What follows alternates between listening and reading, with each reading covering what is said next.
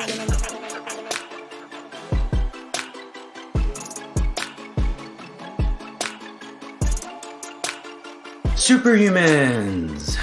It's Boomer Anderson. We are back in Amsterdam on today, a chilly day in Amsterdam, but it's also the Amsterdam Marathon Day.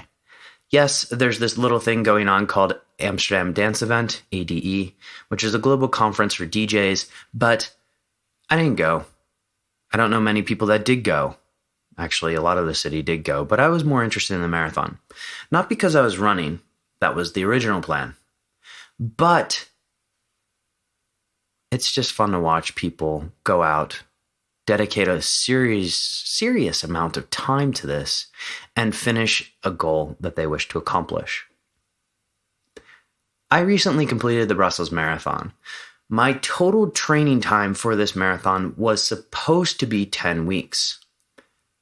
And I must say, the run went almost the opposite as I expected.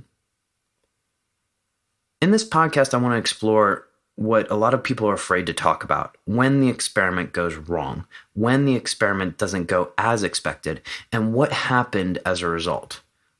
In the end, I want to reflect on the things that I probably could have done better, and the things that did go well, and things that I'm actually particularly proud of. Let me throw a very big disclaimer here. Everything I did was my own choice. If you are going to attempt any of this, please speak to a medical physician.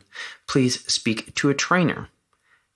Some will say that what I attempted to do, or did, is slightly insane, and I'm okay with that. But I was under proper supervision by some of the smartest people in the world, and I have the opportunity, by running this podcast, to ask some of the smartest people in the world a lot of questions. And so, with that, you guys can find the show notes to this one at decodingsuperhuman.com/marathon. Now let's step back a little bit. Why would anybody in their right mind decide to run 26.2 or 42 plus kilometers? So 26.2 miles or 42 plus kilometers. In hindsight, yes, it is quite crazy. Everybody knows that the first person that ran the marathon actually died. But yet, for some reason, thousands of people around the world decide to run marathons every single weekend. And so, in a way, this exercise was a little bit of a check-the-box exercise for me. But you guys also know that I have a heart condition. And I think there is a danger in certain diagnoses, if you will, that people all of a sudden assume the identity of their condition. And I wanted to prove a little bit that if you have this condition, if you have a heart condition, it doesn't necessarily preclude you from doing all the things that a normal or even above average athlete would do. That was part of the reason why I did this. The second part goes as follows. My yearly periodization looks a little like this.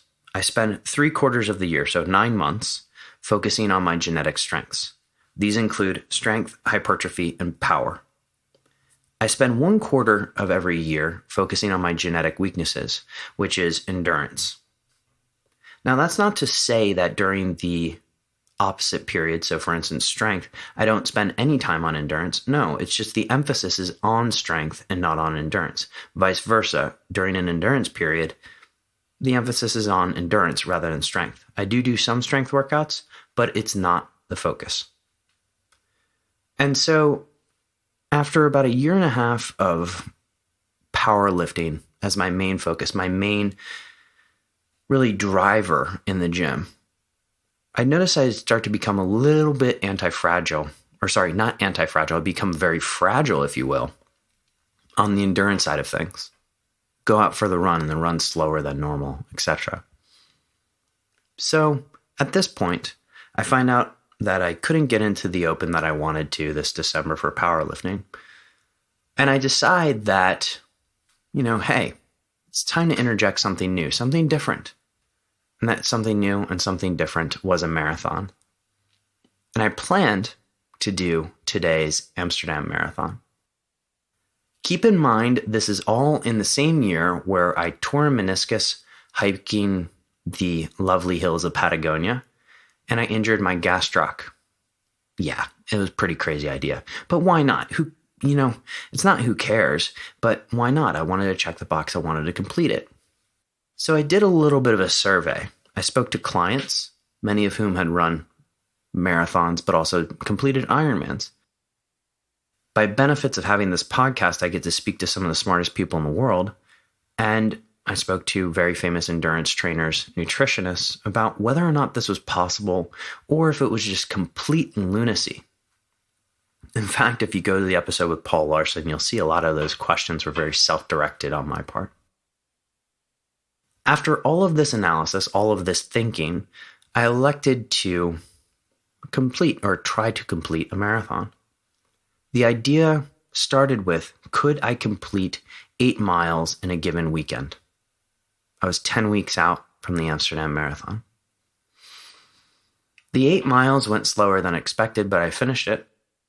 And the plan is to build by 10% each week. So week over week by 10%. I didn't want to overtrain, so I was monitoring HRV every day. I would lift weights twice per week just to ensure that my strength didn't go down, that my size didn't go down too much, but also because it helps prevent injury. And I limited my runs to 3 times per week. 3 times per week sounds a little bit crazy, right? Let's break that down. So I had one series of sprints, and these were typically quarter-mile sprints with a very short rest period over a series of miles. So you can imagine that workout would take anywhere from 1 to 2 hours, depending on what point in this prep work I was doing. I'd have one fun run, and that would just be an intermediate distance where I would go at just a leisurely pace around Amsterdam to some place that I've never seen before. And then on the weekends, I would engage in this long run, and that's where 8 miles building by 10% week over week really came into play. So week 1 goes by 8 miles. Week 2, I actually went out and did the half marathon. That's a almost 50% or more jump in terms of distance. Yeah, that's pretty crazy. Week 3, did a little bit over 14 miles. And by week 4, I was actually up to 16 miles. I was feeling good. I was feeling confident. Week 5, 18 miles. But let's talk about nutrition, because I think everybody's listening to this and saying, hey, your training changed, but did your nutrition also change? Back when I was powerlifting, almost, I guess you can call it full-time or full focus, I was ketogenic with a heavy emphasis on protein. It was a Mediterranean ketogenic diet, so I used fish as my predominant source of protein, some chicken, a little bit of beef. As is the case with this, I did elect to keep a time-restricted feeding pattern, but I moved my meals earlier in the day. One would say I basically didn't fast. I would have a breakfast, if you will, post my run, and I would keep it going throughout the day. Now, during this time, I actually was experimenting and doing the long runs in a fasted state with ketone esters. Frank Yoso was on the show before to talk about ketone esters, and I used his product Ketone Aid in all of these long runs, and I felt pretty freaking good. I mean, after all, going from 8 miles in a given week to 18 miles in a very short period of time in a fasted state on ketone esters is pretty interesting. And so I was doing 20 milliliters of ketone esters before those long runs. And so I'm feeling really good, right? I got the 16 miles, I got the 18 miles, I got the 16 miles again at Hyde Park in London. I'm at Health Optimization Summit, and I'm with a bunch of friends, and one friend mentioned that I should really try this peptide. And this peptide, for whatever reason, didn't jive well with me. And in fact, it knocked me out, and I was sick for a period of 1.5 to 2 weeks. And as I'm sick, I had to go to Kyiv, Ukraine. And my original plan for the marathon, to be honest, guys, was to sign up at the last possible minute, because I wanted to sign up with the last possible minute, given the fact that I had torn my meniscus earlier in the year and I had done something to my gastroc. And I wasn't sure I was going to make it through the training without getting injured. So I go to Kiev, I present at the Biohacking Fest. Thank you, Svatoslav, for the introduction there. That was a lot of fun. And I go to register in my hotel room, and the marathon, the Amsterdam Marathon that is full. Oh shit, I'd told too many people that I was doing this marathon, and now the Amsterdam Marathon, which is now 4 weeks away, is full. What to do? Well, lucky thing, there is something called Google, and I went on to one of the many marathon sites out there and figured out what the marathon schedule was for Europe between now and the rest of the year. And common sense would have told you at this point that I should probably look for a flat terrain or something in the Netherlands or something that is at least further out than where the Amsterdam Marathon was. But sometimes common sense is not so common. And I look at the racing schedule and I figured, Brussels Marathon, why not? It's 2 weeks sooner than the Amsterdam Marathon. And so now I'm basically battling through this sickness. I haven't really worked out hard in 2 weeks. And I have to go and run the Brussels Marathon. So let's recap here. My original training plan was 10 weeks. If you're listening to this and have run a marathon before, that's already pretty short. My shortened marathon training plan was supposed to be 8 weeks. That's already shorter than really short. And then I get sick, and so it's down to 6 weeks. Also, on top of that, I've switched cities. So now it's moving from Amsterdam to Brussels. And a little bit of a mistake on my part, the topography of the two cities are very, very different. So I went from a very controlled experiment into a world of a lot of volatility. Very interesting, right? For many people listening to this, you're probably saying, hey, that's stupid. But at the end of the day, I wanted to get this done. I had a goal in mind that I was going to complete this marathon, and I was willing to do just about anything to get it done. So let's fast forward to race day. The lady and I head down to Brussels on Saturday morning. The run is on Sunday morning, but we wanted to get down to Brussels, check things out, make sure we got a good night's sleep before the marathon, because the marathon itself started at 9 a.m. So the idea of taking the train down the morning of the marathon, running the marathon, and then coming back probably wasn't going to work. We get to Brussels. I have my playlist ready. It's all plugged into the Garmin Fenix 5. I check in for the race, and in the midst of the check-in, I get introduced to this guy who is putting on this marathon in the North Pole. And one of the thoughts that went through my mind at the time was like, you know what, after this, I'm going to sign up for that. It's pretty badass. I don't know too many people who have run a marathon in the North Pole. We go out for a dinner. I didn't carb load. I didn't have spaghetti. You can imagine that spaghetti doesn't really touch these lips very often. And, hit the sack pretty early. I take some Hanakiol, which is, it's not a peptide, but it's something to help reduce the anxiety a little bit before the race. And, as somebody like David Goggins once said, nobody really sleeps well the night before the race. Nobody sleeps well. And I didn't, but that's okay. The next morning I get up and, race is at 9, but I'm up at 7, ready to rock, ready to race. And I get into my pre-marathon mode, which is pretty scripted at this point. I'm basically following what I did for those longer 16-mile, 18-mile runs. And I take 20 milliliters of ketone esters, feeling pretty good. The race starts promptly at 9 a.m. as prompted. And the first leg, pardon the pun, is going really well. I come out the gate and I just feel great. Maybe it's the ketone esters, maybe it's something else, but I just feel amazing. And one of the things you'll quickly note about differentials between training in Brussels and training in Amsterdam is that Amsterdam is underneath water and flat. Brussels is definitely not. And keep in mind, my 6 weeks of prep work, not one of those runs was actually done in the rain. And what happens on race day in Brussels? Downpours. Brussels has hills, and I'm a person with big thighs after years and years of powerlifting, ice hockey, and all of these sports that use legs. And I just see hills as a way to, as Goggins would once again say, take souls. So the music is grooving. I've got the slow pace going on. In the beginning, I have tunes from anywhere from like Lionel Richie dancing on the ceiling to, who else was on that? John Legend, Sun Comes Up. All of this stuff is just keeping me in such a good mood, and I'm smiling. I'm enjoying it. I'm loving it. And so I hit mile 8. Still downpouring. My blue shirt begins to look a little purple. And I hit an uneven piece of pavement. I slip. My right leg goes a little bit funky.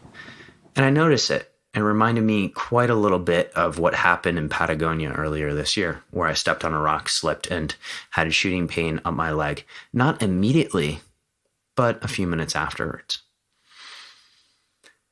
You know, Mike Tyson said that everyone has a plan and can execute that plan until they get punched in the face. And yes, I'm butchering his quote, but this moment I got punched in the face. I didn't feel it right away, but as the miles began to pop on, as it became 9, 10, I began to notice the pain, and the pain got worse and worse and worse. And, you know, my girl was supposed to meet me at mile 13, the halfway point, because I was going to refuel on ketone esters.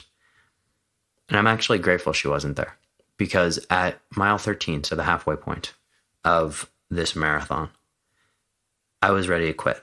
I wanted it out. I had shooting pain up and down my leg, my right leg, that is, and I could barely move. At this point, I had moved from what was a very good, faster than my expected pace for the marathon to what became a jog, power walk, walk pace.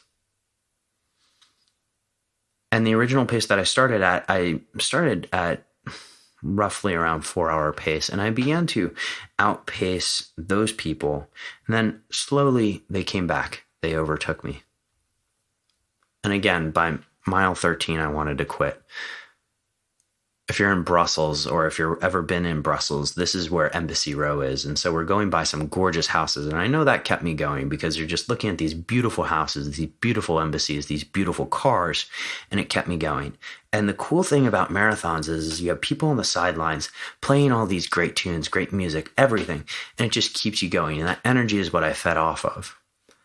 And so by kilometer 30, we had already gone outside of Brussels to this beautiful house, this beautiful mansion. I'll link to the marathon map in the show notes. And, you know, Bessie's there, and we exchange looks, and she knows that I am immediately in pain. She hands me the refuel on the ketone ester. This is 10 milliliters this time. And rather than saying I'm going to quit, it was close enough to the finish line that I said, I'm going to finish this. And there were a few people along the way that just made the journey a lot more enjoyable. There was a gentleman who came up to me and said, you know, my name's Tanwa Singh. And he said, you can remember my name by saying Washington. And we had just such a great time running together, and he kept me going throughout this time period. And I became really determined to finish with this great group of people. And so I finished the marathon. And I'm actually really proud of this. No, I wasn't trying for a sub 2-hour marathon. But let's talk a little bit about what went wrong and then what went really, really right. So I don't think my fueling strategy was off. If you look at my prep work, I'd prepped fasted. I was doing 16 miles, 18 miles, all fasted on ketone esters. And I think that went very, very well. I actually think the training was okay. I wasn't overtraining. My HRV was great, actually. It increased over the period of my marathon training. Not surprising, because cardiovascular or endurance workouts tend to increase HRV. Maybe a few more weeks would have been better for me in terms of getting my joints, my ligaments under control. But the variance I didn't account for here was the change in topography between Amsterdam and Brussels, the change in weather I didn't train in the rain, which is ironic that during the 6 weeks that I did train in Amsterdam/London, I didn't have one training session that was in the rain. And I didn't account for getting hurt. So if I didn't slip on that particular piece of pavement, what would have happened? And so what went really right? Yes, I'm extremely proud that I finished my first marathon.